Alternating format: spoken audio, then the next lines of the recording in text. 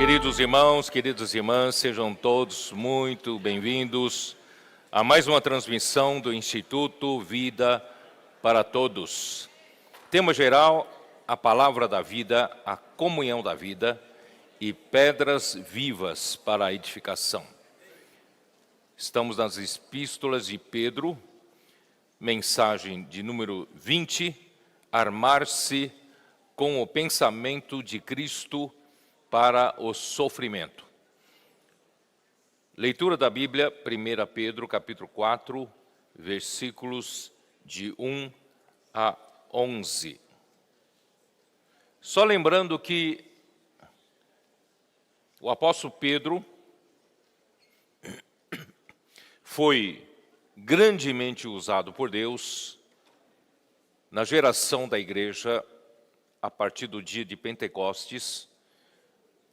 Então, ele passou a entender que o Senhor Jesus, que ainda depois da sua ressurreição aparecera várias vezes aos seus discípulos e não apareceria mais, e a partir de então, a presença dele estaria na palavra que viria através dos apóstolos. E Pedro, então, passou a ousadamente anunciar o Evangelho na Judeia, em Jerusalém. E sempre ele, com os outros 11, são os 12 apóstolos do nosso Senhor Jesus, e passaram, a suprir a palavra. Claro que o porta-voz era Pedro, e Pedro andava sempre com João. E depois de ele ter feito o seu trabalho maravilhoso no início, da história da igreja, até que o Senhor usou a ele, abriu a porta da igreja para a introdução também dos gentios que passaram a crer no Senhor Jesus. Isso aconteceu na casa de Cornélio, e a partir de então, a igreja é formada pelos judeus que creram no dia de Pentecostes, e depois, no capítulo 10 de Atos, também os gentios creram no Senhor ali na casa de Cornélio. E a partir daí nós vimos o evangelho, a igreja se prosperando na região, em toda a Judeia.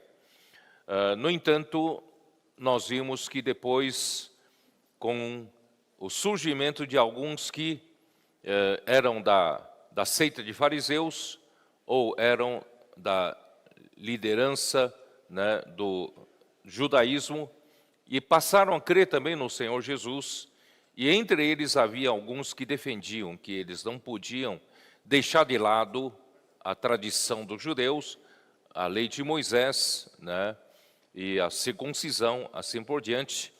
E surgiu então internamente a igreja em Jerusalém uma pressão para que conciliasse o evangelho, na vinda de Cristo, com o Antigo Testamento, com a prática do Antigo Testamento. E a partir daí, nós vimos pouco a pouco no livro de Atos, não se ouviu mais falar em Pedro. E Pedro e quando Paulo, na sua terceira viagem, apareceu em Jerusalém, ele foi recepcionado pelos presbíteros de Jerusalém e liderados por Tiago. E havia ali já dezenas de milhares de judeus que creram em Jesus, mas eram todos zelosos, da lei, zelosos pela lei de Moisés. E você não viu mais a presença de algum dos apóstolos, e assim Pedro também não estava lá presente. E Pedro só vai aparecer agora quando lemos as suas epístolas, Em 1 Pedro, ele escreveu a primeira carta em Babilônia. E agora na segunda carta nós vamos ver que tradicionalmente reconhecem que ele escreveu em Roma. Então Pedro passou a apacentar e pastorear os judeus que creram no Senhor Jesus, no entanto estavam espalhados pelo mundo, né, pelas nações. Então essa é a tônica, né, das suas epístolas. Por isso que ainda no capítulo 3, né, na última mensagem,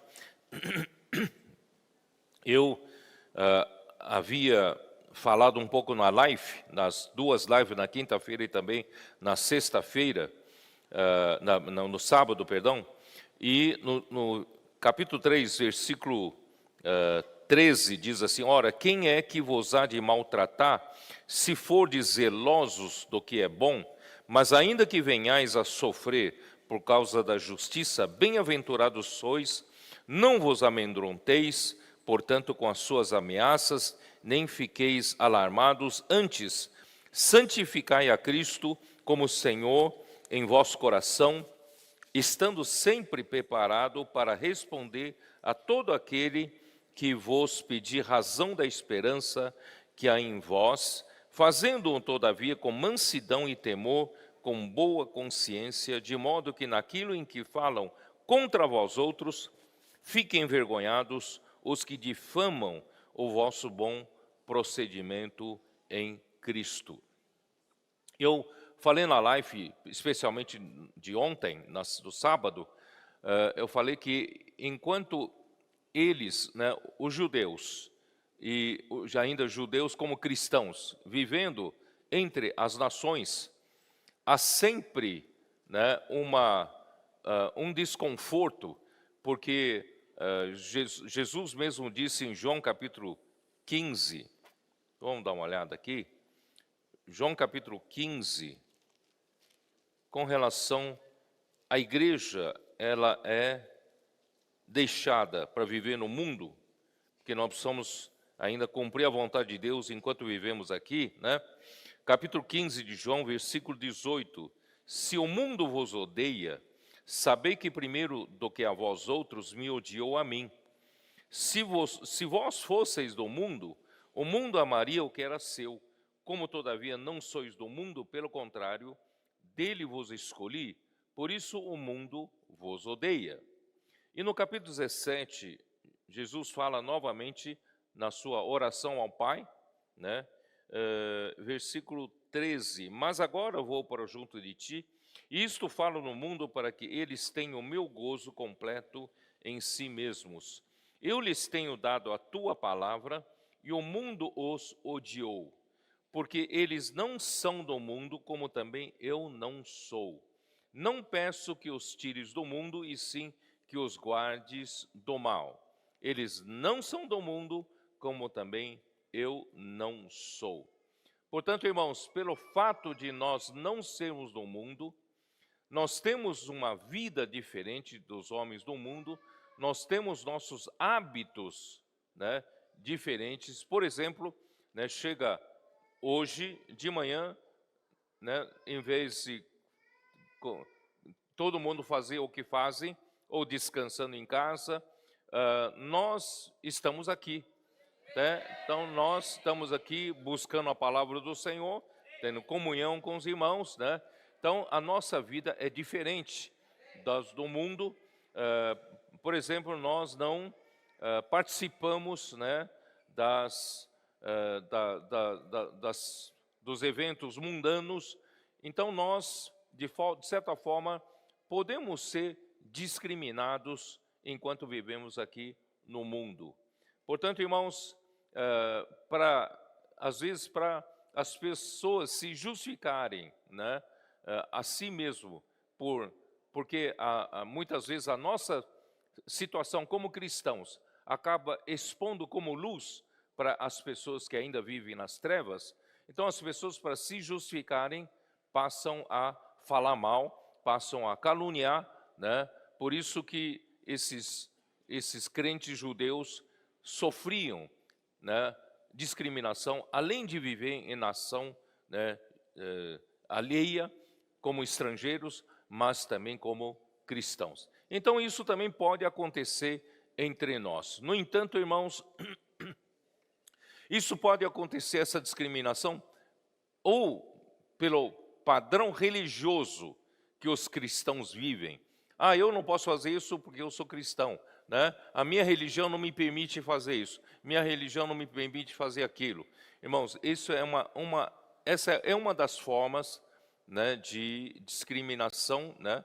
Mas, por outro lado, irmãos, pode, na verdade, não estou me referindo, não é bom ser discriminado pela religião, né?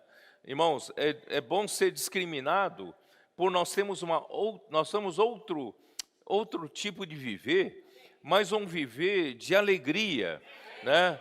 Um viver que o mundo não consegue ter, certo? Então, irmãos, se nós aqui, irmãos, se nós vivemos uma vida com realidade espiritual, as pessoas, nossos vizinhos, os nossos colegas vão ver sempre, nós estamos sempre cheios de esperança, somos pessoas esperançosas, sempre alegres, né? Nós somos pessoas que estão sempre em paz, mesmo em situações tumultuosas. Irmãos, as pessoas vão ver que nós somos diferentes. E vão ver que somos diferentes e vão chegar um dia a perguntar para nós qual é a razão da esperança, né, que vocês têm. Vocês estão sempre alegres, você está sempre alegre, você está, né, sempre, né, em uma conduta cheia de paz. Então, quando perguntarem, irmãos, qual é aqui diz, versículo 15, estando sempre preparados para responder a todo aquele que vos pedir razão da esperança que há em vós.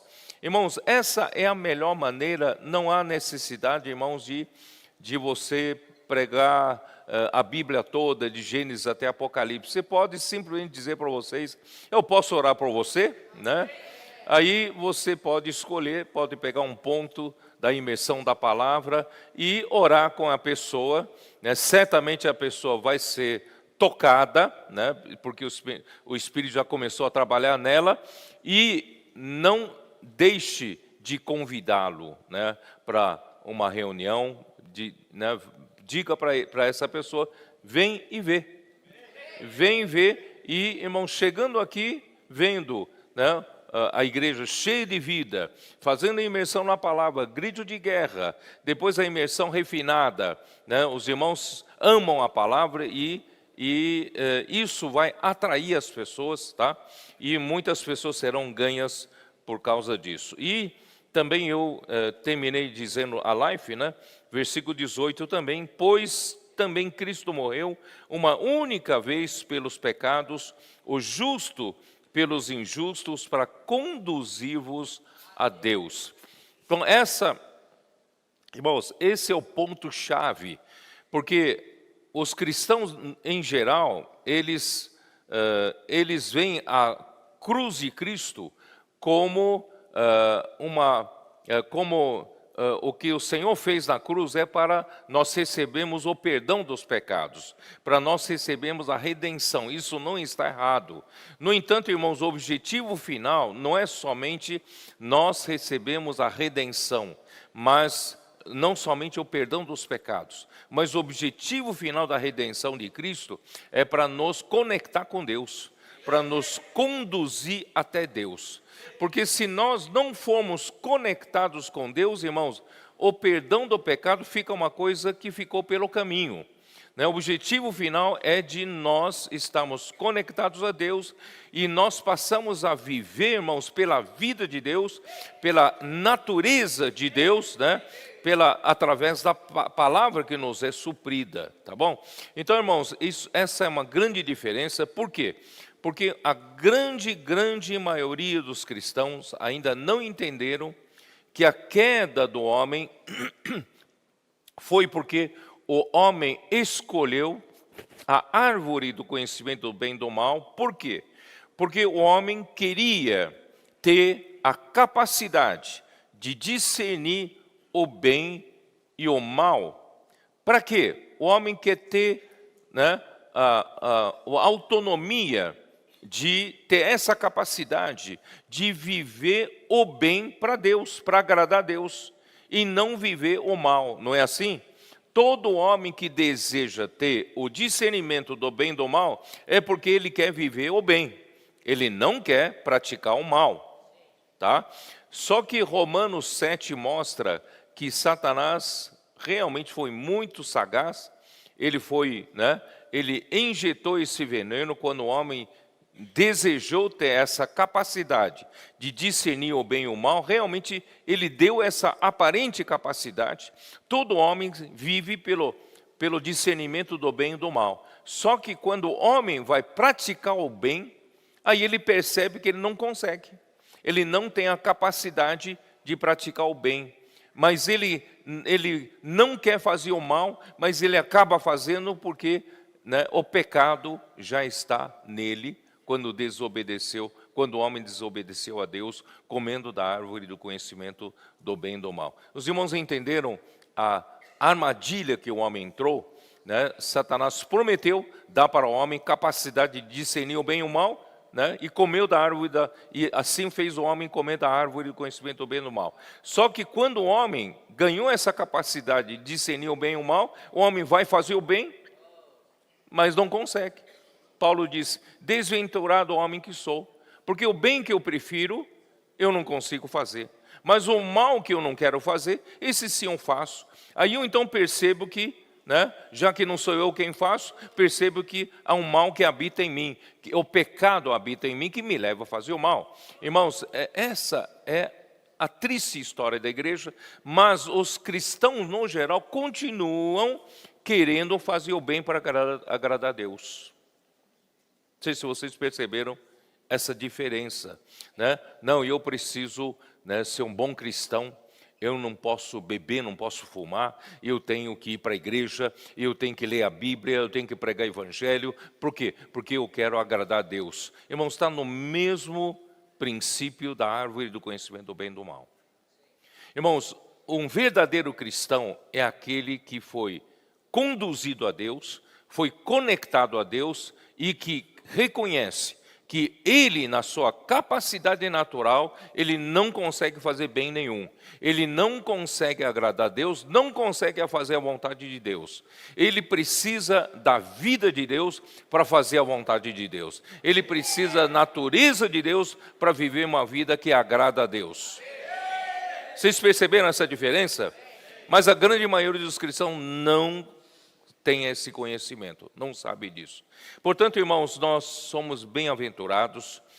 Qual é a maneira, irmão, de você estar conectado a Deus e conseguir ter esse poder de fazer, né, de viver a vida que agrada a Deus? Está na palavra. Por isso, irmãos, nós devemos ser aquele homem descrito em Isaías 66, versículos 1 e 2. Como diz, vamos lá ver, vamos ler. Isaías 66, 1 e 2, talvez alguns não estavam aqui quando nós lemos, né? Como diz, assim diz o Senhor, o céu é o meu trono, e a terra estrado dos meus pés. Que casa me edificareis vós? E qual é o lugar do meu repouso? Quer dizer, Davi, ele desejou edificar uma casa para Deus.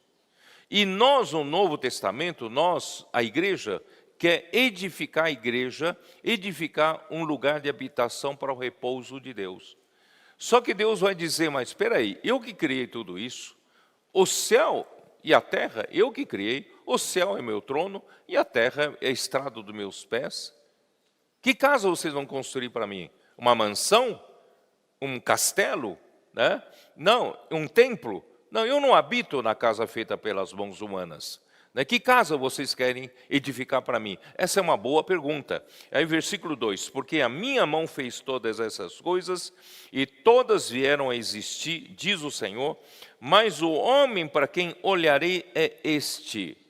Quer dizer, eu quero habitar onde? Eu quero habitar não numa casa física, eu quero habitar no coração dos homens, mas esse homem tem que ter uma condição certa. Qual é a condição certa? Ter o espírito aflito e abatido e que treme da minha palavra.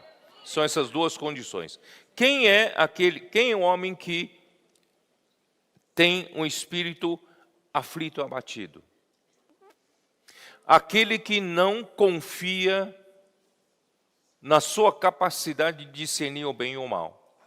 Aquele que não vive pela árvore do conhecimento do bem e do mal. Aquele que não se acha capaz de fazer alguma coisa para agradar a Deus. Ou, para ser mais claro, eu falei ontem, Mateus 18, Lucas 18. Lucas 18. Dê uma olhada.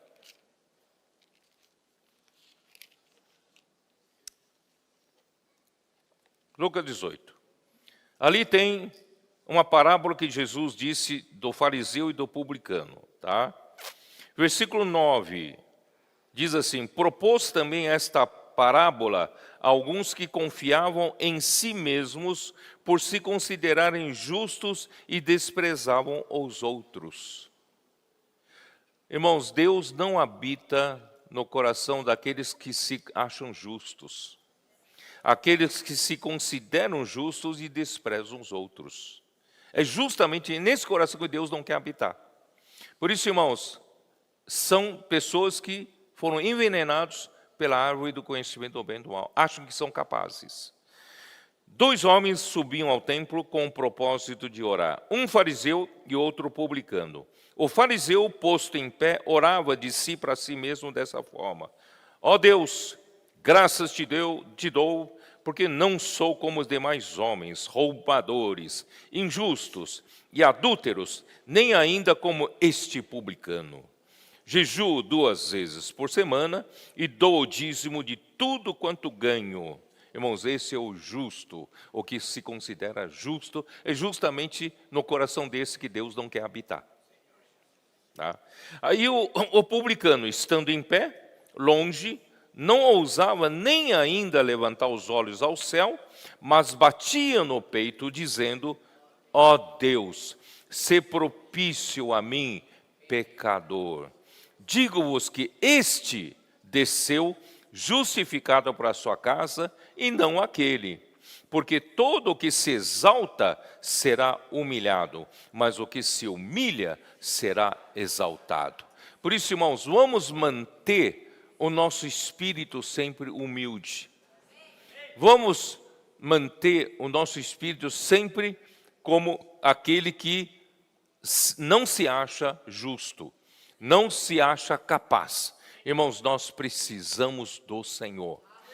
Por isso, irmãos, esse que vê que não é nada, não tem nada, ele se agarra à palavra, se apega à palavra, ama a palavra com reverência, dedica o seu amor reverente à palavra de Deus. Então, irmãos, nesses corações Deus quer habitar. Então, finalmente, irmãos, agora, já no final de 20 séculos da história da igreja, o Senhor está começando a ver na sua igreja alguns que têm essa condição. Eu espero, irmãos, que nós continuemos a dar para o Senhor essa condição, para Ele poder se sentir em casa, Ele poder fazer a sua obra, como de fato, irmãos, Ele está fazendo. Mas no momento que nós não se achamos capazes, irmão, Ele também deixa de fazer sua obra. Então nós temos que continuar, irmãos, nessa condição humilde e amando a palavra, desesperadamente, tá bom? Então eu vou seguir então a palavra, tá bom? Vamos seguir para capítulo 4. Muito bem. Capítulo 4, versículo 1. Ora, tendo Cristo sofrido na carne, amai-vos também vós do mesmo pensamento. Pois aquele que sofreu na carne, deixou o pecado, para que no tempo que vos resta na carne, já não vivais de acordo com as paixões dos homens, mas segundo a vontade de Deus. Tá? Então, lembrando que o apóstolo Pedro escreveu esta carta aos crentes judeus que viviam na dispersão em nações gentias. Eles sofriam discriminações e perseguições por serem judeus e também por serem cristãos. Então Pedro os encoraja, mostrando que os sofrimentos são necessários para provar a fé deles, assim como ouro é refinado por fogo, para eles alcançarem a salvação da alma. Isso voltando para capítulo 1, vamos dar uma olhada de volta, capítulo 1, versículo 6. Pedro diz assim: nisso exultais, embora no presente, por breve tempo, se necessário, sejais contristados por várias provações. Por quê? Porque Pedro, ele servia ao Senhor, enquanto Jesus estava aqui na terra, ainda como homem natural. E como homem natural, ele era um dos discípulos que amavam o Senhor. Ele realmente amava o Senhor. Ele daria sua própria vida pelo Senhor. E ele fazia de tudo para agradar o Senhor. Era impulsivo, era precipitado, era uma pessoa de caráter forte, temperamento forte. Mas, na véspera da crucificação do Senhor Jesus, ele prometera que, ainda que todos abandonassem o Senhor, ele jamais abandonaria o Senhor, porque ele daria a sua própria vida pelo Senhor.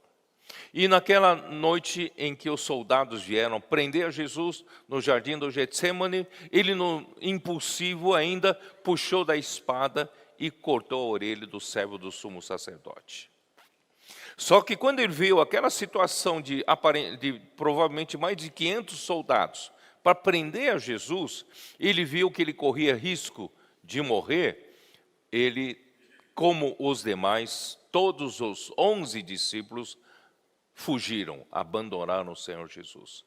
E não só isso, quando Jesus estava sendo julgado na casa do sumo sacerdote, e ele estava no átrio da casa do sumo sacerdote, ele negou o Senhor por 3 vezes.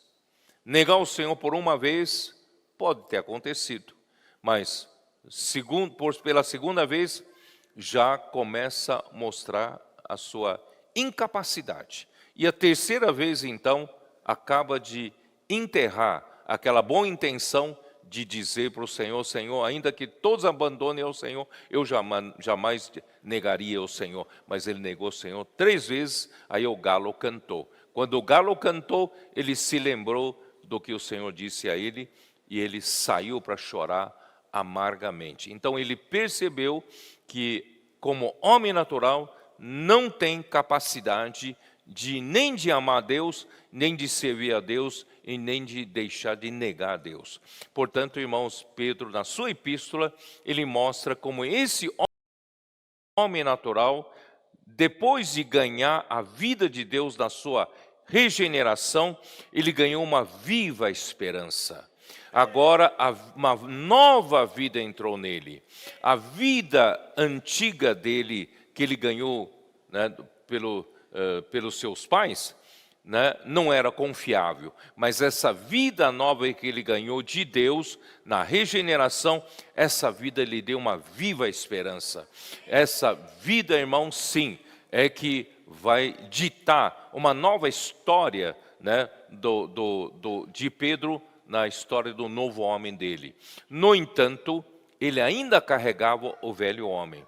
Por isso, era necessário Pedro passasse por várias provações.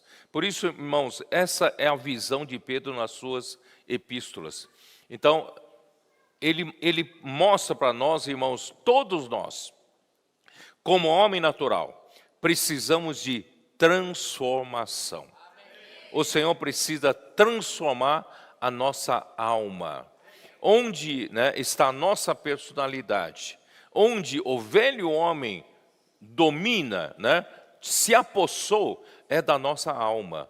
E agora Cristo, pela regeneração, né, regenerou o nosso espírito humano e passou a querer habitar a nossa alma.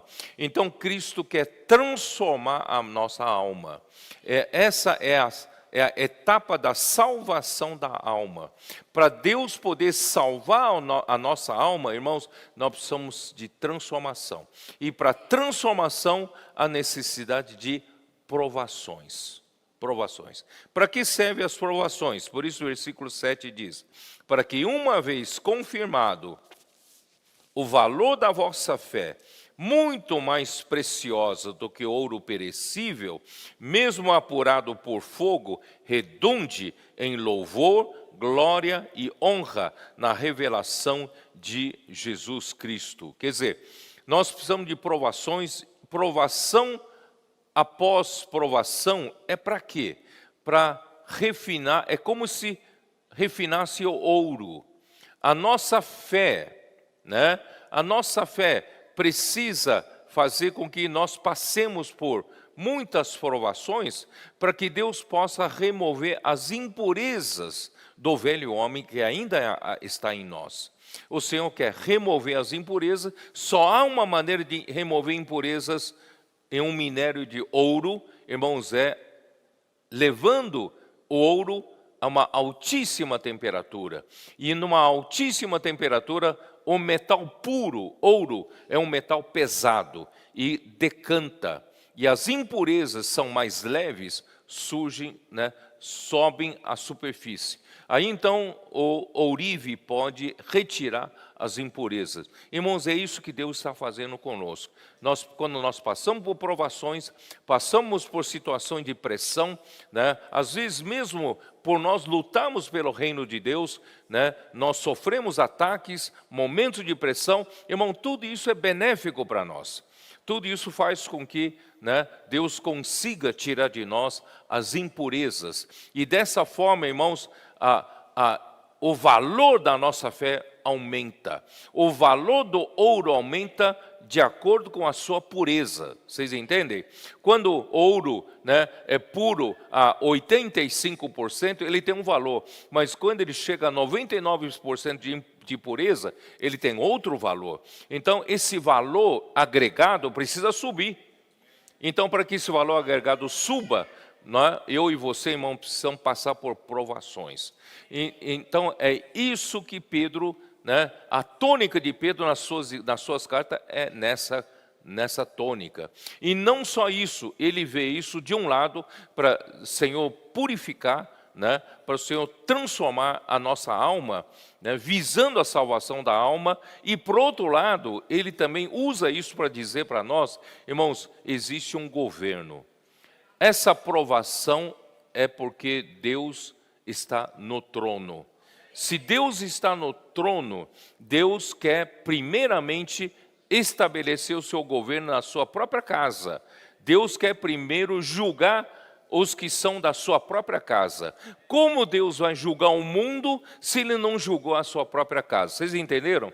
Então, esse é o conceito de Pedro. Então, Deus precisa, né, estabelecer a sua aprovação, o seu governo na sua própria casa, e nós estamos debaixo, né, desse fogo governamental de Deus na sua casa, tá bom? Então, por isso que Pedro fala assim, aí voltando lá para capítulo 4, né?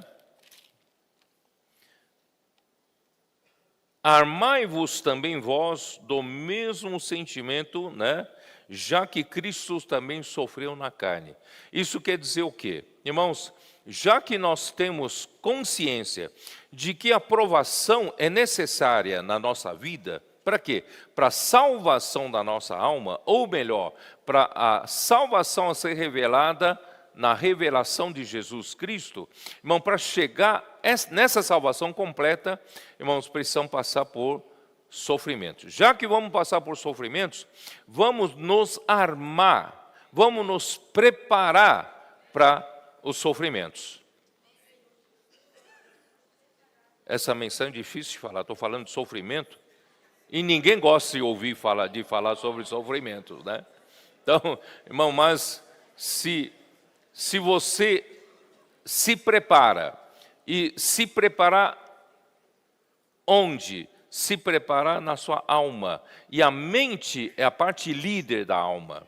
Não sei se você sabe que a mente comanda a alma e a alma comanda a pessoa, tá?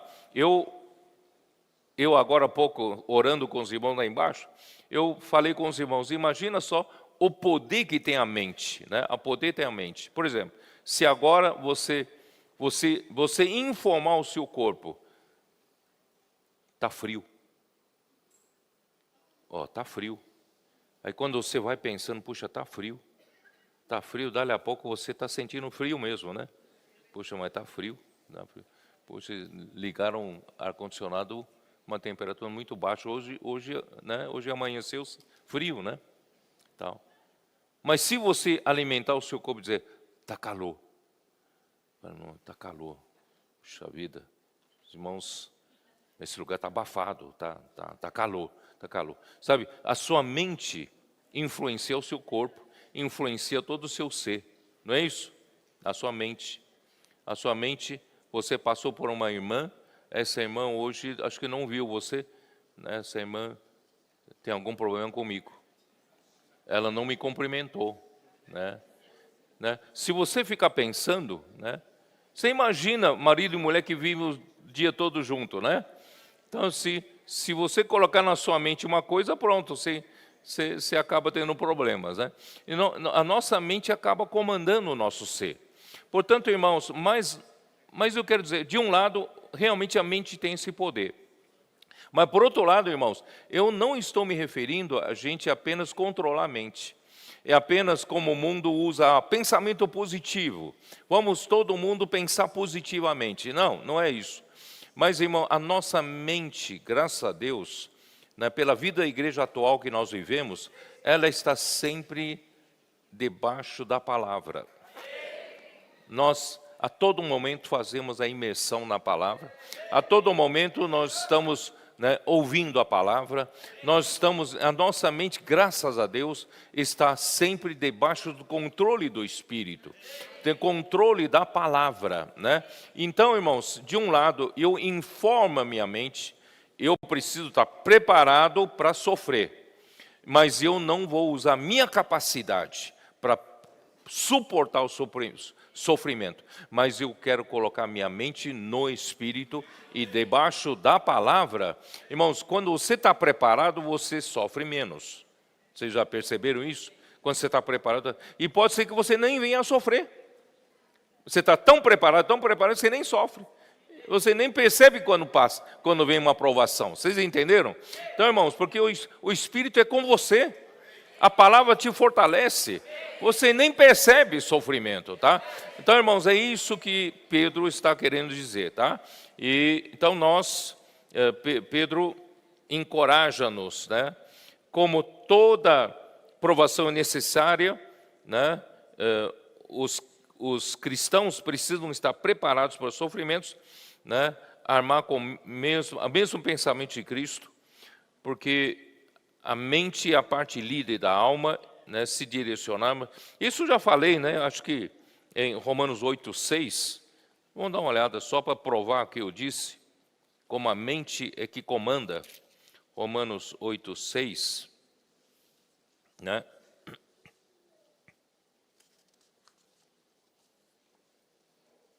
Versículo 5 ele diz assim: porque os que se inclinam para a carne cogitam das coisas da carne, mas os que se inclinam para o Espírito das coisas do Espírito. Irmãos, aí, só que a dúvida é que que significa você se inclinar para a carne ou você se inclinar para o Espírito? O que é você se inclinar?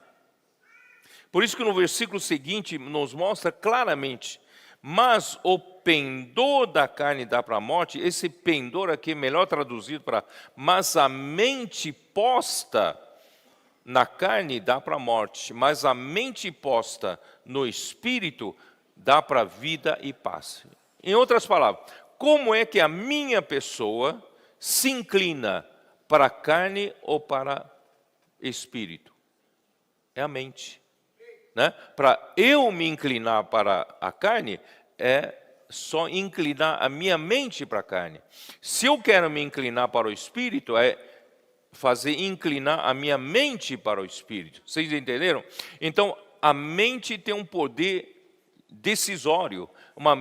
A mente define para que lado você quer se inclinar. Tá bom? Então é isso que eu queria mostrar para vocês. E versículo 14, né, diz assim: pois todos os que são guiados pelo Espírito de Deus são filhos de Deus. Por isso, onde eu coloco a mente no Espírito. Se eu coloco a mente no Espírito, eu sou guiado pelo Espírito. Vocês entenderam? E como eu consigo colocar minha mente no Espírito? Da forma mais prática. Na palavra, não é isso? Se eu coloco a minha mente na palavra, eu coloco minha mente no Espírito. Então, o Espírito passa a me guiar, o Espírito passa a me governar. Tá? Esse é o governo de Deus. E a nossa transformação também começa pela mente. Olha a importância da mente. Romanos 12, versículo 1, ele fala do corpo. Rogo-vos, pois, irmãos, pelas misericórdias de Deus, que apresenteis o vosso corpo por sacrifício vivo, santo e agradável a Deus, que é o vosso culto racional. Então, o corpo, mas, versículo 2, e não vos conformeis com este século, mas transformai-vos pela renovação da vossa mente. Paulo, né, em Romanos, fala da necessidade de Deus nos transformar. Mas a transformação é a transformação de quê? A transformação da minha alma. A minha alma precisa de transformação. Mas a transformação da minha alma começa por quem? Começa pela minha mente. Então, transformai-vos pela renovação da vossa mente. Como a minha mente pode ser renovada? Palavra. Tudo volta para a palavra. A palavra consegue renovar a minha mente. A minha mente é uma mente velha, do velho homem. Pensa como todo mundo pensa, todos nas ruas pensam. Mas um dia, a palavra, ao fazer imersão na palavra, a palavra começou a influenciar a minha mente, não é isso? A palavra passou a renovar a minha mente. E com a renovação da minha mente, eu abro porta para a transformação da minha alma. Né? Colossenses 3, 1 a 4.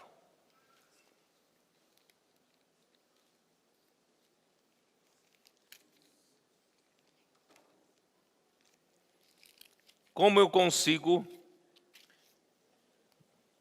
me livrar da natureza terrena que ainda está na minha carne? Ainda está no meu velho homem, tá? Né? Perdão. Vamos começar por aqui. Vamos começar pelo capítulo 3, versículo 1. Vamos começar aqui. Porque se fosses ressuscitados juntamente com Cristo, buscai as coisas lá do alto, onde Cristo vive, assentado à direita de Deus. Se nós já morremos com Cristo e já ressuscitamos com Cristo, irmãos, não é bobagem a gente ficar pensando nas coisas terrenas, nas coisas aqui da terra. Então, como eu consigo, irmãos, buscar as coisas lá de cima, buscar as coisas lá do alto? Por isso que o versículo 2 diz: pensai nas coisas lá do alto, não nas que são aqui da terra. Versículo 2 nos dá a dica. Como vou buscar as coisas lá do alto? Versículo 2 diz: use a sua mente. Coloca a minha mente aonde? Coloca a minha mente nas coisas lá do alto. E como consigo colocar a minha mente nas coisas lá do alto? Na palavra. De novo é a palavra, não é isso? Então vocês percebem que a mente tem esse poder, né, que determina para onde a minha pessoa vai. Então, pensai nas coisas lá do alto, não nas que são aqui da terra, porque morrestes, e a vossa vida está oculta, juntamente com Cristo em Deus. Aí, quando Cristo, que é a nossa vida, se manifestar, então vós também sereis manifestados com Ele em glória. Tá? 1 Coríntios 6,17. Quando nós colocamos a nossa mente no Espírito, né, nós passamos a nos unir ao Senhor. Tá? Versículo 17 diz assim: mas aquele que se une ao Senhor é um Espírito com Ele. Então, da mesma forma, na questão de sofrimentos, a vitória começa no pensamento, né? Ter a mesma mente de Cristo, né, quando sofreu, ou seja, colocar a mente no Espírito para se unir a Cristo. Quando você se unir a Cristo, irmãos, os sofrimentos de Cristo, né, vão fazer você suportar os seus sofrimentos. Vocês estão entendendo, né? Então, quem está armado para os sofrimentos, está preparado para, né, mas não necessariamente venham sofrimentos. Vocês entenderam? Você está preparado, mas você fala, mas não veio até agora, não veio, né? Então, mas você está preparado, certo? Tomara que não venha, né? E quem sofreu na carne deixou o pecado, pode dar a entender uma ideia de ascetismo, né? Quem sofreu na carne deixa o pecado. Então, infelizmente, alguns pensam, então eu vou fazer a minha carne sofrer. Eu vou deixar de comer. Você sabe que existe um jejum verdadeiro e um jejum no ascetismo. São duas coisas completamente diferentes. Não sei se vocês me entendem. Uma coisa é jejum, né? É jejum porque você está tão preocupado com as coisas de Deus, pela situação, não é isso? Você não tem nem fome para comer. Você então jejua, você luta pelo reino de Deus. Outra forma de jejum é um jejum, irmãos, tentando fazer a carne sofrer, né? O meu corpo sofrer, para eu me libertar do pecado. Irmão, não é, isso é ascetismo. Isso não funciona. Aí que começou, irmão, toda a vida do monastismo, de muitas pessoas buscarem ser monges, né? Na Idade Média, ou até antes, né? Então, irmãos, eu vou afligir o meu corpo, pegar um objeto cortante e cortar o meu corpo, né? Fazer a minha carne sofrer para quê? Para eu me livrar do pecado. Irmãos, isso é ascetismo. Isso é ascetismo, né?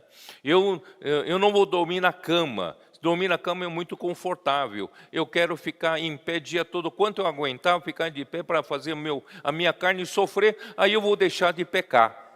Irmãos, esse conceito durou muitos séculos. E até hoje tem na cabeça das pessoas. Mas não é esse conceito. Deus não quer que você, né, faça o corpo sofrer para deixar o pecado. Não é nesse sentido, tá bom? O sentido, irmãos, é que quando nós estivermos passando por sofrimentos, irmãos, nesse momento é muito normal você voltar para o Senhor. Por isso que existe um ditado que diz, não, acho que é o provérbio, né, que diz, é melhor participar de um velório do que de um casamento, não é isso? Porque no velório, pelo menos você reflete um pouco sobre a sua vida, né? No casamento você tem dissolução, né? Então, irmãos, nesse sentido, irmãos, quando você passa por algum sofrimento, tende a levar você a quê? Você voltar para o Senhor. Tende a voltar você refletir um pouco, né, sobre sua vida. A sua vida está valendo a pena? Vivendo dessa forma, está valendo a pena? Eu preciso me consagrar mais ao Senhor. Vocês entenderam? Então, o sofrimento nesse sentido, não é no sentido de ascetismo, mas no sentido de voltar-se para o Senhor, né, assumir comando novamente da sua vida. Nesse sentido, né, o sofrimento vale a pena. E vocês sabem que, em geral, a bonança, uma boa vida, sabe, tende a aquecer as nossas concupiscências. E o sofrimento esfriam. Eu sou certo ou não? Quando você está numa bonança, uma vida farta, tudo maravilhoso, tal, sabe? A tendência é você se afrouxar também, não é isso? Você vai, sua vida vai virar um carnaval, né? Tá. Mas se você está passando por alguns sofrimentos, geralmente você se volta para o Senhor. Senhor, esse momento é bom para eu fazer uma reflexão na minha vida. Senhor Jesus, eu quero agradar ao Senhor. Quero fazer a vontade do Senhor, né? Quero que a minha vida vale a pena, né, em fazer a sua vontade. Então, irmãos, é nesse sentido que Pedro fala, tá bom? Os sofrimentos, né, também nos estimulam, no tempo em que resta na carne, não viver mais segundo as compaixões dos homens, mas viver fazendo segundo a vontade de Deus. Quer dizer, toda vez que você passar por um sofrimento, irmãos, vamos lembrar, irmãos, que o Senhor quer você fazendo, a sua vida esteja fazendo a vontade de Deus. Tá? Então, vou ler aqui o que eu preparei, aquilo que eu acabei de falar. Uma vida fácil e tranquila pode nos levar a uma vida licenciosa, segundo as concupiscências da carne. Além disso, pode nos inutilizar com relação à vontade de Deus. Lembrando que fomos resgatados com preço para fazer a vontade de Deus. Em outras palavras, irmão, nós estamos aqui vivos é para fazer a vontade de Deus. Mas muitas vezes nós nos perdemos um pouco, principalmente quando tudo vai bem, a gente acaba se afrouxando um pouco, sendo um pouco mais licenciosos para com concupiscências, aí nós nos perdemos um pouco. Aí o Senhor nos lembra, com um pouco de sofrimento, é bom voltar para o Senhor. Senhor, eu fui comprado com preço alto para fazer a vontade de Deus. Tá? Versículo 3, vamos continuar lá. Capítulo 4, versículo 3. Porque basta o tempo decorrido para terdes executado a vontade dos gentios, tendo andado em dissoluções, concupiscências, borracheiras, orgias, bebedices e em detestáveis idolatrias. Irmãos, essa era a vida dos gentios no passado. No passado, né, muitos andavam fazendo a vontade dos gentios. Pedro estava se referindo a esses judeus, né, esses judeus crentes. Eles andavam fazendo a vontade dos gentios, aqui fala, vou lendo pouco a pouco. Tendo andado em dissoluções. Que são dissoluções? Eu vou tentar usar algum sinônimo para você entender. Dissoluções aqui, em grego, significa luxúria desenfreada, quer dizer, sem freio, excesso, licenciosidade, lascívia, questão sexual, né? Libertinagem. E em seguida aqui tem concupiscências. Concupiscências aqui essa palavra está relacionada a sensualidades. Sensualidades. Borracheiras. Borracheiras aqui referem-se a bebedeiras. Bebedeiras. E bebedices aqui se referem orgia, perdão. Orgia refere-se a farras, né? Principalmente quem está no tempo de estudante, andam fazendo farras, né? Então, no passado era assim, faziam farras, orgias. E agora, bebedices já é embriaguez, tá? Andar embriagado.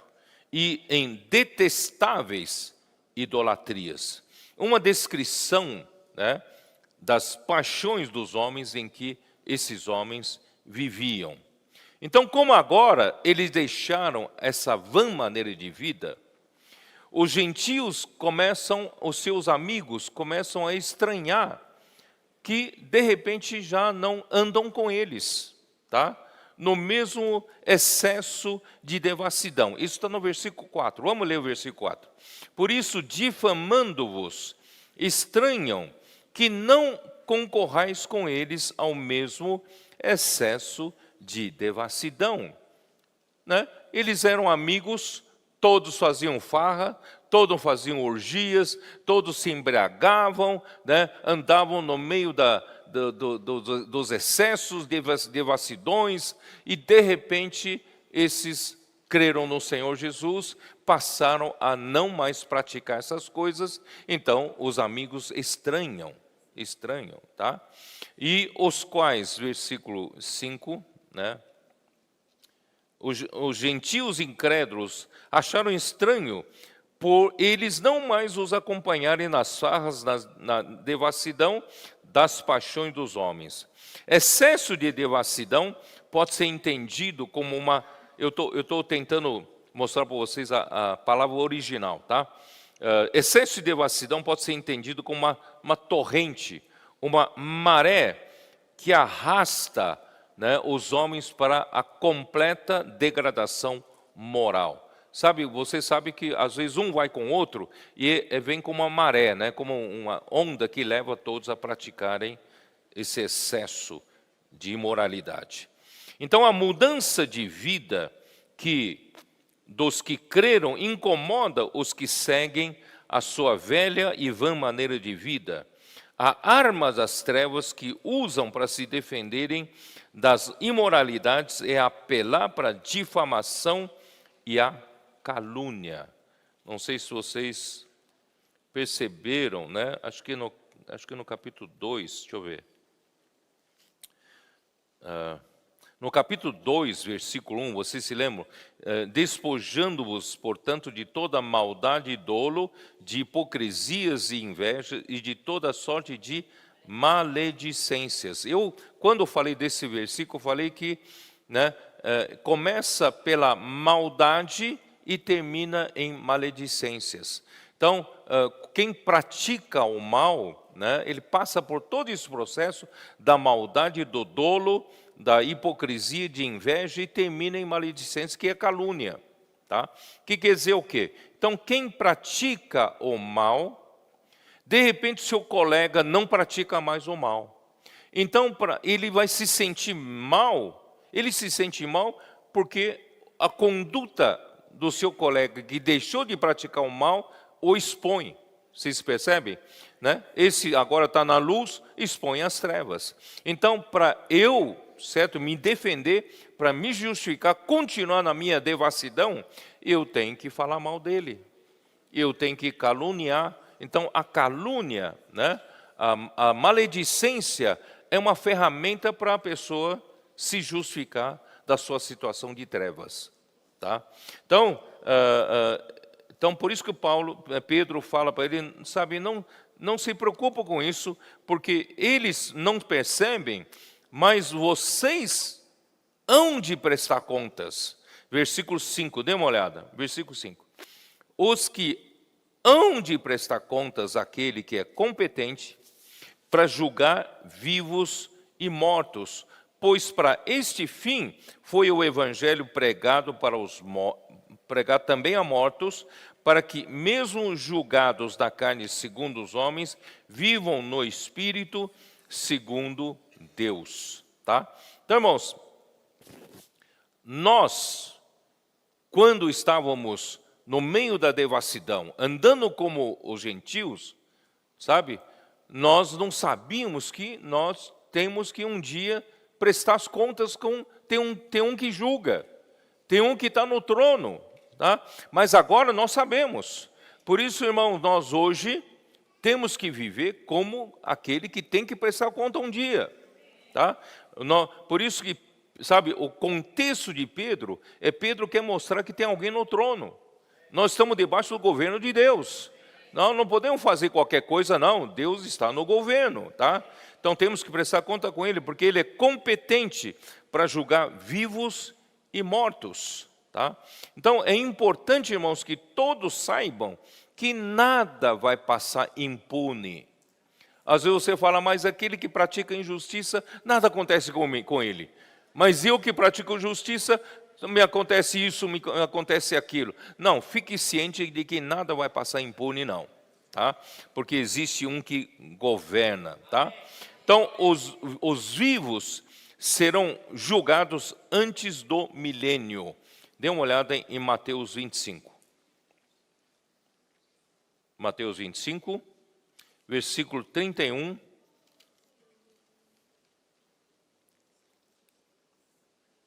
Quando vier o Filho do Homem na sua majestade, e todos os anjos com ele, então se assentará no trono da sua glória, e todas as nações serão reunidas em sua presença, e ele separará uns dos outros, como o pastor separa os cabritos as ovelhas. Tá? Então, se vocês aqui fala, ele é competente para julgar tanto os vivos como os mortos. Vivos são quem? São os que na vinda do Senhor ainda estiverem vivos. Então, esse julgamento de Mateus 25, que eu acabei de iniciando a ler, vocês podem ler até o final, até o 46, tá? Então, esse julgamento é para os que estiverem vivos na vinda do Senhor. E os mortos? Os mortos, né? Os mortos serão julgados aonde? Eu não estou me referindo aos cristãos. Nós na igreja, tá? É outro julgamento. Nós já estamos sendo julgados. Mas as pessoas do mundo, se permanecerem até vivos, será julgado aqui em Mateus 25, tá? Versículo 31. Mas e os mortos? Vamos dar uma olhada em Apocalipse 20.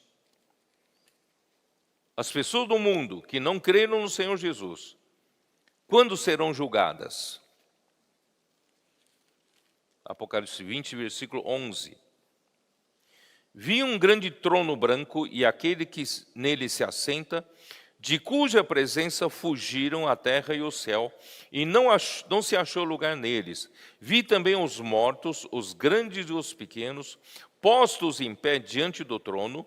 Então se abriram livros, ainda outro livro, o livro da vida, foi aberto, e os mortos foram julgados segundo as suas obras, conforme o que se achava escrito nos livros. Deu o mar os mortos, que quem morreu no mar vai ser julgado também, tá? Que nele estavam. A morte e o além entregaram os mortos que neles ali. Quem já foi para o Hades, quem morreu foi para o Hades, vai ser trazidos para julgamento, tá? Então, a morte e o Hades foram lançados para dentro do fogo, né? E foram julgados um a um segundo as suas obras. Quer dizer, nada ficará impune. Tá? Então, a morte e o inferno serão lançados para dentro do lago de fogo. Esta é a segunda morte, o lago de fogo. Então, os vivos e os mortos não crentes serão julgados dessa forma que acabei de falar. E o julgamento dos cristãos na casa de Deus já começou. Né? Já começou. Dá uma olhada em Pedro fala isso, né? Em capítulo 4, versículo 17. Dá uma olhada. 4:17. Porque a ocasião de começar o juízo pela casa de Deus é chegada.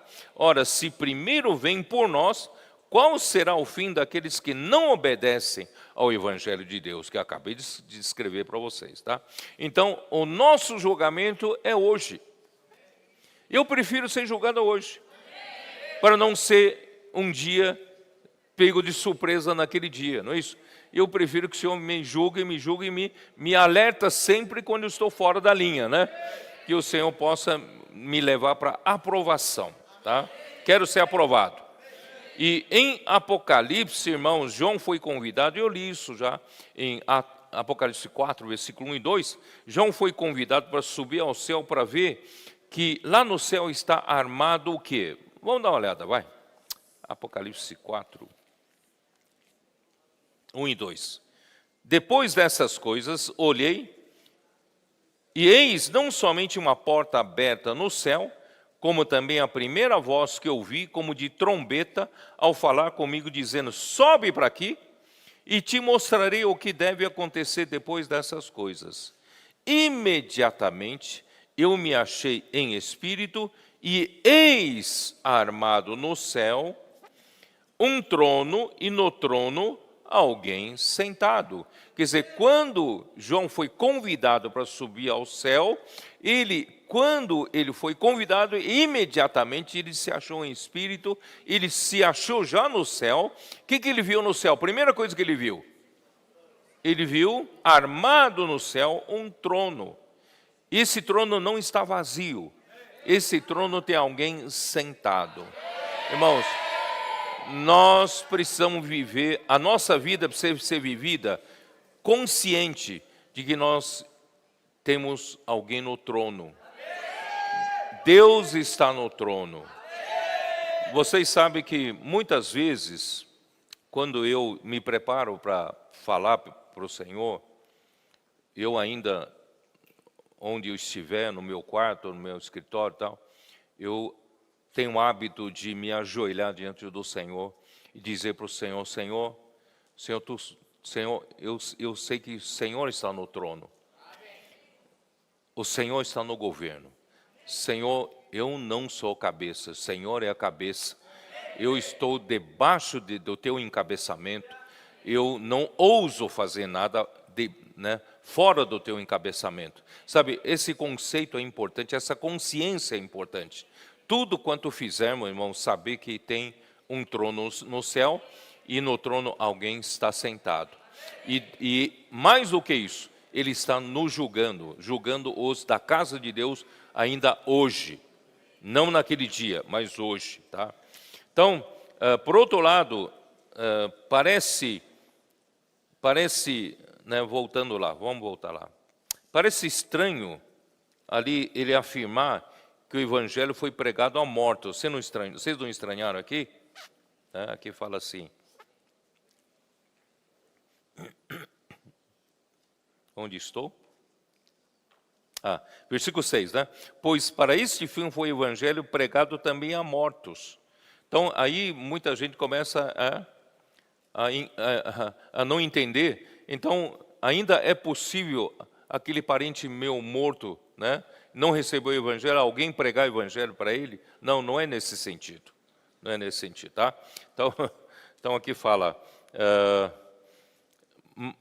pelo contexto, você vê claramente que se refere aos crentes que, por a ocasião da carta de Pedro, né, quando ele escreveu essa carta, os crentes que já morreram, tá? Porque foram perseguidos, foram provados por Deus como parte do seu julgamento da sua casa, né? Capítulo 4, versículo 17, eu já li, né? Então não é possível, irmãos, alguém pregar o evangelho para quem já morreu, tá? Vocês se lembram daquela história de Lázaro e do rico, né? Quando o rico falou: opa, agora que eu vejo que as coisas são assim, então manda alguém para pregar para os meus parentes, né? Aí lá ele foi informado que não é possível, porque todo mundo tem que ser justo com todos, né? Ninguém pode ter. Então não é possível lá no Hades, né? Então por isso, irmão, nós temos que procurar salvar o máximo possível de pessoas para que pelo menos creiam no Senhor Jesus. E a nossa função também é colocá-los no evangelho do reino, né? Viver a vida da igreja juntamente conosco, tá bom? Então, assim, vamos pregar o evangelho, tirar o máximo possível das pessoas do Hades, da seção, né, dos incrédulos, para que pelo menos eles tenham uma chance de ter a vida eterna, né, como nós. Então, por um lado, irmãos, os que sofrem, né, os que sofrem pela justiça, aqui, capítulo 1, versículo 6 de Pedro, né? Nisso exultais, embora no presente, por breve tempo, se necessário, sejais contristados por várias provações. Quer dizer, Pedro tem esse conceito de que mesmo cristãos, nós sofremos sofremos provações, né? Capítulo 2, versículo 12, ele fala de novo, tá? Mantendo exemplar o vosso procedimento no meio dos gentios, para que naquilo que falam contra vós, né? Como malfeitor, observando vossas boas obras, glorificam a Deus no dia da visitação, tá? Fala da visitação, capítulo 2, versículo 19. Só estou querendo mostrar para vocês o conceito de Pedro, né? Porque isto é grato se alguém suporte tristezas sofrendo injustamente por motivo da sua consciência a Deus. E esses recebem o acompanhamento e cuidado do pastor, né? Capítulo 2, versículo 25. Porque estáveis desgarrados como ovelhas. Agora, porém, vos convertestes ao pastor e bispo da vossa alma. Quer dizer, então, de um lado, irmãos, nós estamos sendo julgados por Deus, passamos por algum sofrimento, mas, por outro lado, nós estamos sendo apacentados, pastoreados pelo pastor e bispo da nossa alma, né? Que é o nosso Senhor Jesus, porque Pedro tem esse conceito, nós temos o governo de Deus sobre a sua igreja, né? Para provar a nossa fé, o objetivo final é para a nossa aprovação, né? Deus quer aprovar-nos, tá? Então, eram cristãos que viviam pelo seu Espírito, onde habitavam o Espírito de Deus, o qual governava as suas ações, tá? Bom, então, vamos prosseguir aqui. Capítulo 4, versículo 7. Ora, o fim de todas essas coisas está próximo, sede, portanto, criteriosos e sóbrios, a bem das vossas orações.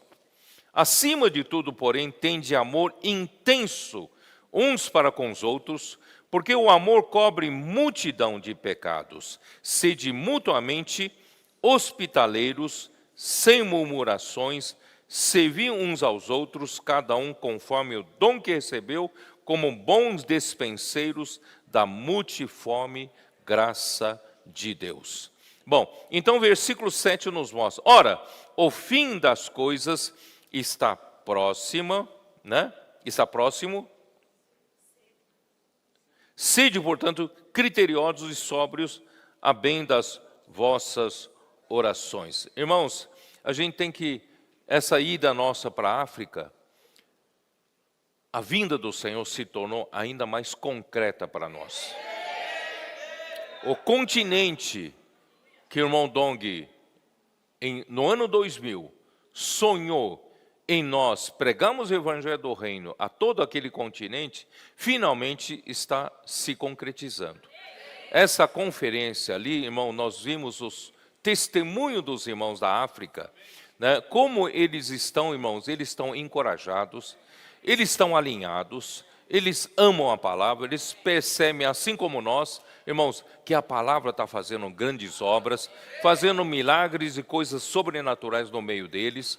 Eles perceberam que havia essa necessidade de fazer essa reviravolta ali na vida da igreja deles. Eles confessaram que eles também estavam vivendo uma vida rotineira, tradicional, convencional, infrutífera.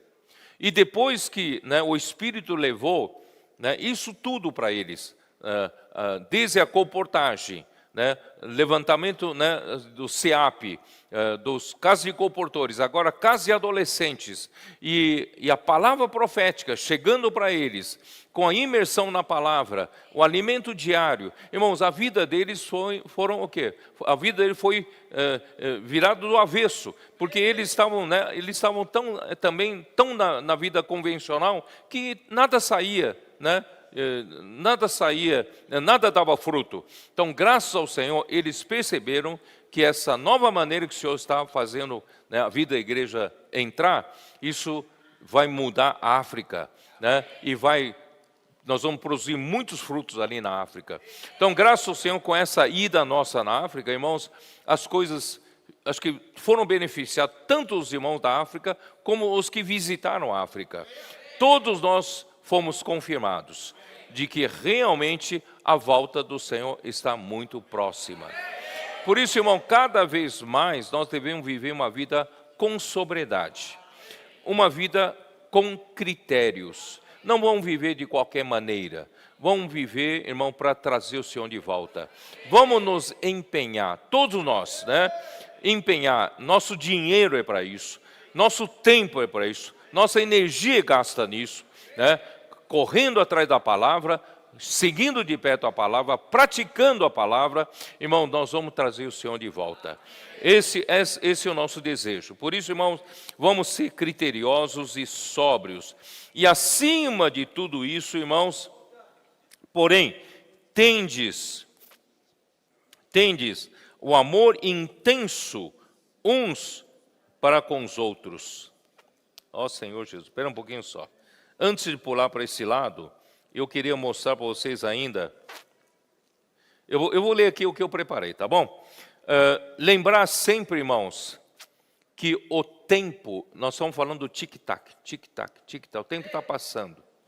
Mas você, toda vez que você se lembra do tempo, o tempo passando, você tem que lembrar qual a finalidade do tempo. O tempo é para quê? O tempo serve para fazer a vontade de Deus. E qual é a vontade de Deus? Deus quer que Cristo encabece sobre todas as coisas. Então, toda vez que você ouvir tic-tac, tic-tac, tic-tac, você entende? Pera, ainda estamos no tempo, é porque Deus ainda não conseguiu encabeçar Cristo sobre todas as coisas. Então, a nossa luta é para encabeçar, né, Cristo sobre todas as coisas, primeiramente sobre nós, sobre a igreja. Tá? Então, irmãos, por isso que nós, né, não vamos deixar o tempo passar em vão e sempre lembrar, irmãos, que nós estamos no final da era da igreja. E quando chegar no final da era da igreja, vai se mesclar com o reinício da era dos judeus. Na última semana de Daniel, últimos 7 anos. E nós, acredito eu, estamos muito próximo de acontecer esses últimos 7 anos. E quando surgir esses últimos 7 anos, né, alguém vai conseguir colocar ordem na situação mundial, vai ter paz, vai se fazer uma aliança, o povo de Israel vai conseguir construir o seu templo, e só que essa paz vai durar só 3 anos e meio. E nesse tempo, irmãos, a era da igreja já está no seu final. E nós estamos muito próximo disso. Tá? E quando terminar nesses 3 anos e meio, vem a grande tribulação. A grande tribulação são mais 3 anos e meio. Irmãos, se não abreviar esses dias, ninguém sobrevive. Então, os vencedores serão arrebatados antes da grande tribulação. Porque já terá feito a vontade de Deus. Então, irmão, nós temos poucos anos para terminar tudo o que os santos desses 20 séculos já fizeram. Nós precisamos consumar o que falta fazer. Tá? Então, é a nossa vez, irmão. Nós estamos fazendo, estamos jogando, estamos no campo. Tá? E você não está assistindo, não fica aí. Esse jogador não está jogando bem. Não, é você o jogador, tá? Você tem que jogar bem, tá? Então vamos trazer o Senhor de volta, né? Então, porque assim que terminar essa era, vindo, né, a grande tribulação, e no final da grande tribulação, Cristo voltará. E qual é a próxima era? A era do milênio. A era do milênio ainda está dentro do templo, dentro do tempo. Né? Por quê? Porque aqui apenas os vencedores chegaram lá. A era do milênio, irmãos, Cristo vai governar sobre todas as coisas. Quando terminar a era do milênio, irmãos, aí Cristo entregará o reino ao Pai. Daí começará a eternidade. Termina o tempo. Por isso, irmão, enquanto está correndo o tempo, porque a vontade do Senhor não foi feita ainda. E nós estamos aqui para fazer a vontade de Deus, que é encabeçar, né, Cristo na igreja. Portanto, irmãos, aqui diz, eu vou ler aqui. Portanto, devemos ser criteriosos, ou seja, ter a mente sã. Eu estou lendo porque eu pesquisei. Essa palavra em grego significa criteriosos, é ter uma mente sã, ter um bom senso. Que é bom senso? É faculdade de julgar de maneira correta e equilibrada. E sede sóbrios. O que é ser sóbrio? De mente sadia, ser moderado, ser controlado, para nos dedicar à oração. Está no mesmo sentido em que Jesus disse aos seus discípulos: vigiai e orai, lá em Mateus 26, versículo 41. Pois o espírito, na verdade, está pronto, mas a carne é fraca. Por que nós temos que vigiar? Por causa da nossa carne. A nossa carne é fraca. Então, sempre estamos vigilantes, fazendo imersão na palavra, né, vivendo a vida da igreja, isso sempre para nos vigiar. Vamos terminando a nossa leitura lá. Versículo 8. Acima de tudo, porém, tende amor intenso uns para com os outros, porque o amor cobre multidão de pecados. Irmãos, até agora, Pedro se preocupou com a maneira de vida de quem recebeu a carta. Mas, no entanto, nós não fomos chamados para viver uma vida cristã individual. Nós somos chamados, irmãos, Pedro especifica, nós somos pedras vivas para a edificação. Então não adianta nós sermos apenas um bom cristão. Nós precisamos ser uma pedra que seja edificada com outras. Então, para isso, irmãos, o elemento principal para a edificação é o amor de Deus, pois Deus é amor. 1 João capítulo 4, versículo 8, isso já vimos quando vimos João. Irmãos, eu quero falar novamente, eu não vou cansar de falar. O amor, irmãos, é o único elemento que nos liga um ao outro e nos liga com Deus. O amor é o único elemento que nos conecta, que nos vincula, né, que nos cola, né, com Deus e uns com os outros. E o que é nos vincular? É edificar. A edificação, portanto, irmãos, sem amor não há edificação. O amor de Deus é essencial para haver edificação. Por isso, irmãos, o amor é que nos une com perfeição. Colossenses 3,14. Se você for lá para Bíblia, não sei se você tem essa versão em casa, versão da bíblica, a Bíblia judaica completa. Em Colossenses 3,14 fala, o amor, né, nos une com perfeição. O amor é a única coisa que nos une com perfeição. Por quê? Porque o amor é a própria essência de Deus. É a própria natureza da vida de Deus. E nós estamos fazendo a palavra circular entre nós, e na palavra tem vida. E a vida de Deus, na vida de Deus, a natureza de Deus, a essência de Deus. Portanto, quando nós fazemos uma imersão na palavra, circulando a palavra entre nós, nós recebemos muito amor de Deus em nós. E o amor de Deus em nós, irmãos, cada vez mais vai fazendo-nos aumentar a intensidade de amor uns para com os outros, né? Porque quando recebemos a palavra da vida, 1 João 1 fala, recebemos a palavra da vida, que é a própria vida eterna, né? Nos fornece o amor na comunhão da vida. E a intensidade do amor entre os irmãos depende da intensidade da circulação da vida, por meio da palavra do apóstolo. Porque o homem natural não tem esse amor para edificação.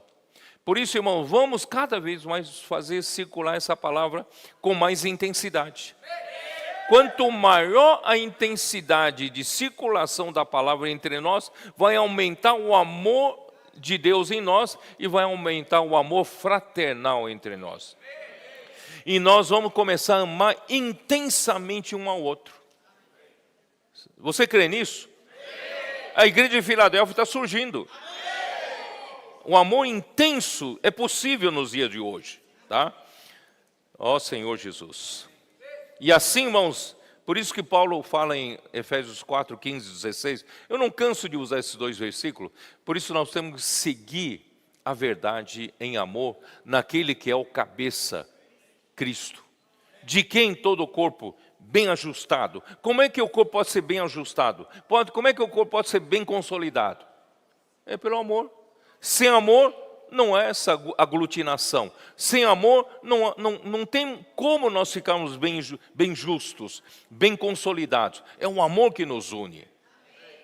Tá? Eu vou falar de novo, né? Não sei se é uma boa analogia. Vou usar uma analogia de um engenheiro civil. Vamos supor, nós somos pedras, materiais de construção. Né? Na matéria de construção você tem pedra, areia, né? E tem ferro num concreto armado. E são todos elementos soltos. Mas quando você coloca dentro de uma forma, tá? Com todos os elementos, pedra, areia, né? Mas você precisa de cimento. Tá? Se você mistura tudo isso com cimento e joga com água na medida certa, o que vai acontecer? O cimento, né, vai provocar uma reação química e vai aglutinar todos os elementos soltos em um bloco só, sólido. Sabe, é isso que Deus está fazendo. O amor de Deus é como cimento, nós somos pedras soltas, areia solta, matéria de construção soltos, mas com a adição do cimento e a adição de água que representa o Espírito, irmãos, nós somos pouco a pouco unidos. Amor intenso vem assim, a gente solidifica, nós nos tornamos uma coisa sólida, né? A igreja é edificada dessa forma. Somente a igreja em Filadélfia, irmão, tem essas características. O amor fraternal, o amor intenso de uns para com os outros, que é o amor fraternal Filadélfia, né? E o amor não fingido, amando de coração uns aos outros. Isso está no capítulo 1, versículo 22 de Pedro, né? E o amor cobre multidão de pecados. Isso você pode ver em Tiago, também fala isso, né? Tiago 5.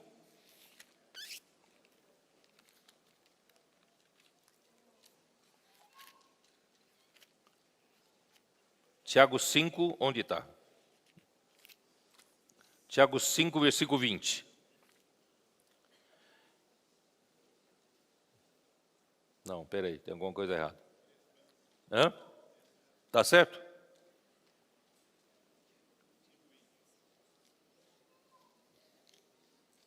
Tá certo, não, tá certo. Sabei que aquele que converte o pecador do seu caminho errado, salvará da morte a alma dele e cobrirá multidão de pecados. E também Provérbios 10, 12. Provérbios 10, 12. O ódio excita contendas, mas o amor cobre todas as transgressões. Agora vamos terminando lá, versículos 9 e 10. Sede mutuamente hospitaleiros, sem murmuração, servi uns aos outros, cada um conforme o dom que recebeu, como bons despenseiros da multiforme graça de Deus. Irmão, cada um de nós somos um membro do corpo de Cristo. E como membro do corpo de Cristo, segundo a graça que recebemos, nós temos um dom. Toda vida fornece habilidade da vida, certo? Eu já disse, um patinho quando nasce, um filhotinho quando nasce de pato, nasce, né?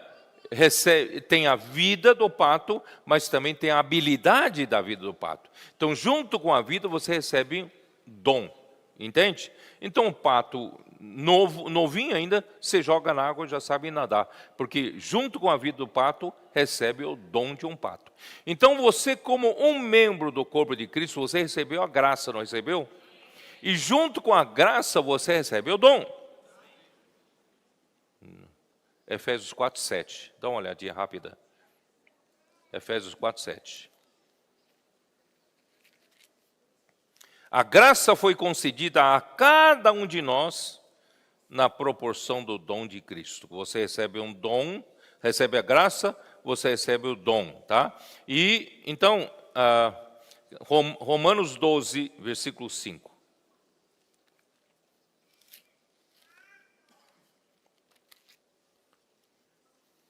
Assim também nós... Não, peraí. Romanos...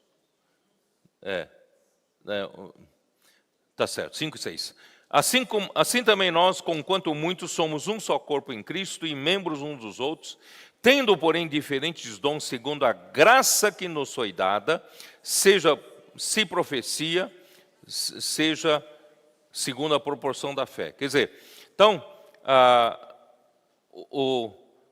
os diferentes dons, aqui ó, tendo, porém, diferentes dons segundo a graça. Quer dizer, a graça, segundo a graça, nós temos diferentes dons.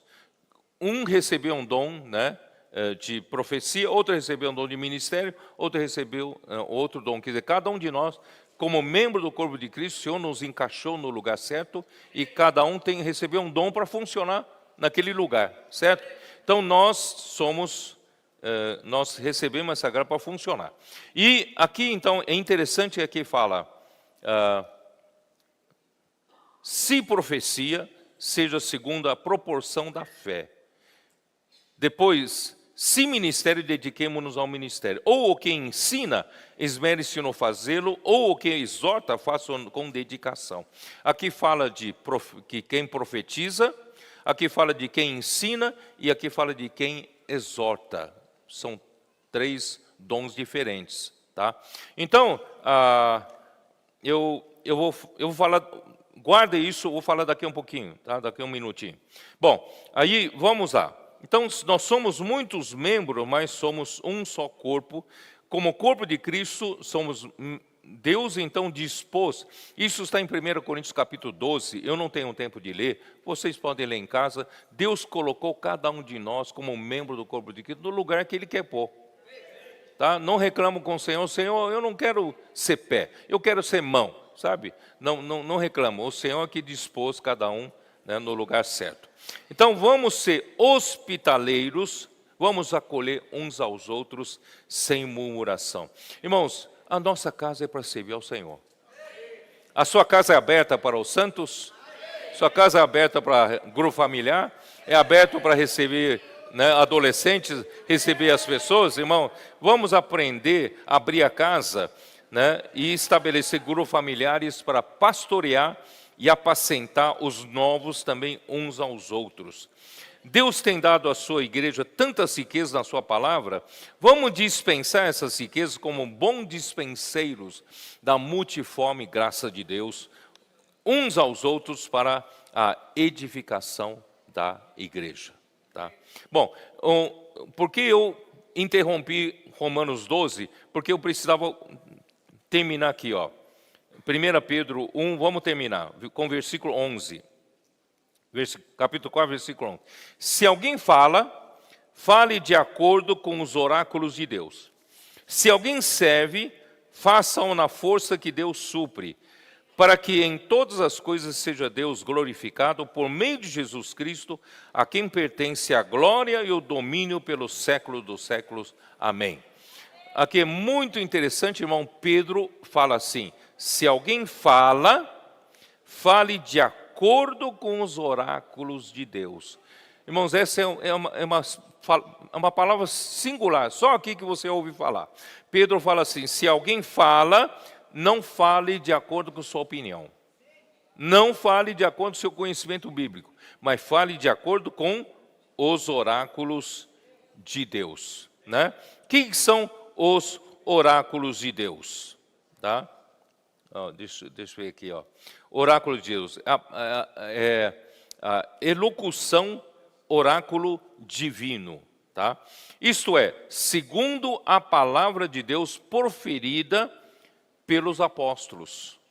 Mais uma confirmação de que a igreja segue os mesmos princípios da igreja primitiva. Eles perseveravam no ensinamento dos apóstolos e na comunhão. Quer dizer, eles não inventavam palavra para falar. Não era um né, que se achava eloquente, outro conhecedor da Bíblia, então eles podiam falar. Aquele que fala, fale de acordo com o oráculo de Deus. Que são o oráculo de Deus? O que Deus falou pelos apóstolos. Tá? Esse é o sentido. Então, por isso, irmãos, lá em Romanos 12, 6, eu acabei de mostrar para vocês que ali há 3 tipos de dons. Aquele que profetiza, depois aquele que ensina e aquele que exorta. Os 3 tipos de dons estão relacionados à palavra. Tá? Então, irmãos, eu vou ler a versão restauração, uma nota explicativa na Bíblia, na versão restauração, para deixar claro o que é cada uma das coisas. Profetizar, eu estou lendo, tá? Profetizar é falar por Deus e manifestar Deus no falar sob sua revelação direta. Não é meramente porque eu tenho um conhecimento, Então, esse profetizar é nesse sentido, é um profetizar único. Tá? É falar por Deus, manifestar Deus no falar, sob a sua revelação direta. No profetizar, pode-se incluir a predição, né? Prever as coisas, predição, mas não é o aspecto principal da profecia mencionada aqui. Profetizar traz a revelação de Deus para a igreja, o corpo de Cristo, para que o corpo de Cristo seja edificado. 1 Coríntios 14, 4. Esses 3, a profecia e ensinamento e a exortação, relacionam-se uns com os outros. O que profetiza fala do que recebeu como revelação direta de Deus. Tá? Não com base na... E o que ensina, instrui os outros, não com base na revelação direta, mas no que o profeta falou. O que exorta o faz segundo o falar direto sobre a revelação de Deus e o ensinamento que é segundo essa revelação. Esses 3 tipos de falar são para a edificação do corpo. Eles ministram o suprimento de vida aos santos para que cresçam juntos pela palavra de Deus. Essa é a nota explicativa, tá? Eu não acrescentei nada. Por isso, irmãos, se alguém serve, né, façam na força que Deus supre, para que em todas as coisas Deus seja glorificado, por meio de Jesus Cristo, a quem pertence a glória e o domínio pelos séculos dos séculos. Amém. Nada deve ser pela força do homem, porque a nossa suficiência vem de Deus, porque somos ministro de uma nova aliança. Nessa nova aliança, irmãos, nós não nos consideramos capazes, nem de pensar em alguma coisa, porque tudo provém de Deus. O que nós temos que fazer, irmãos, é a palavra. Seguir de perto a palavra, ruminar a palavra, fazer imersão na palavra, irmãos, e praticar a palavra, né? E assim, irmãos, toda a glória seja dada a Deus, pois a Ele sim pertence a glória e também o domínio pelos séculos dos séculos, porque Ele é aquele que está sentado no trono, Ele é aquele que governa sobre todos nós. E todos nós estamos debaixo do seu governo. Amém? Essa é a palavra de hoje. O Senhor abençoe vocês a todos. Amém. Olá, meu nome é Maiara e eu fui abordada pelo projeto Posso Orar por Você no shopping. Um dia que eu estava precisando ficar sozinha e eu fui no shopping tomar um sorvete. Estava lá pensando na vida, precisando de uma resposta de Deus. E chegou um missionário perguntando se podia orar por mim e me deu uma palavra. E essa palavra mexeu tanto comigo que eu fiquei o resto da semana com aquilo pulsando no meu coração. E eu achei tão incrível o projeto, essa questão de evangelismo no shopping, do abordamento de orar, que eu procurei saber mais sobre esse projeto e conheci esses missionários que me chamaram hoje para ter um dia de imersão junto com eles para evangelizar no shopping. Então hoje foi um dia muito grandioso, gratificante, em que eu pude viver com eles esse projeto missionário, e nós estávamos no shopping abordando pessoas, orando, eu pude orar com pessoas com eles, ler a palavra, e agora nós estamos aqui no estacionamento, na rua, continuando esse trabalho, e eu posso dizer que realmente isso mudou a minha vida e me deu sentido hoje. Eu estava meio perdida, pensando na minha vida, no que o Senhor tinha para mim, e hoje eu pude sentir como é bom você estar no centro da vontade de Deus, como é bom você viver aquilo que o Senhor tem para você. E eu quero agradecer muito esse projeto, que Deus continue abençoando. Hoje eu estou acompanhada dos missionários e está sendo uma experiência incrível, essa experiência prática de poder viver o ídolo do Senhor. Muito obrigado, Deus abençoe.